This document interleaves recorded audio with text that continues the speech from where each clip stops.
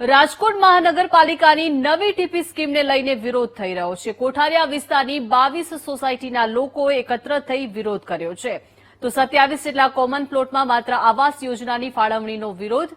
નવી TP scheme અંગે રહીશોએ વાંધા અરજી પણ દાખલ કરી છે। નવી ટીપી સ્કીમમાં લાયબ્રેરી, બગીચા, હોસ્પિટલ સહિતની કોઈ પણ સુવિધા ન હોવાનો આરોપ છે।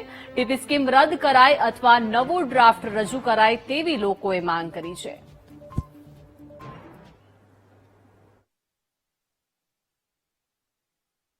20/6 રોજ જે ટીપીનો ડ્રાફ્ટ રજૂ કરવામાં આવ્યો તેમાં વાંધાજનક સૂચનો માટે અમે લોકો ભેગા થઈ અને અરજી કરવા આવ્યા છે કે ડ્રાફ્ટ ફેરફાર કરી તેમાં જરૂરી સુધારા વધારા કરે।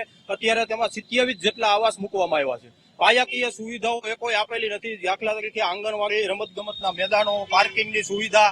અત્યારે ત્યાં વસવાટ કરતા લોકોને અત્યારે પણ પાર્કિંગની સુવિધાનો અભાવ છે અને ત્યાં આવાસના બિલ્ડિંગ કરી અને વધારે ટ્રાફિક અને ગીચતા થશે તો લોકો ગાડીઓ પાર્કિંગ કરવા અને વડીલો માટે શાંતિકુંજ, બેસવાનું ગાર્ડન આ બધું કેવી રીતના અમે કરશું।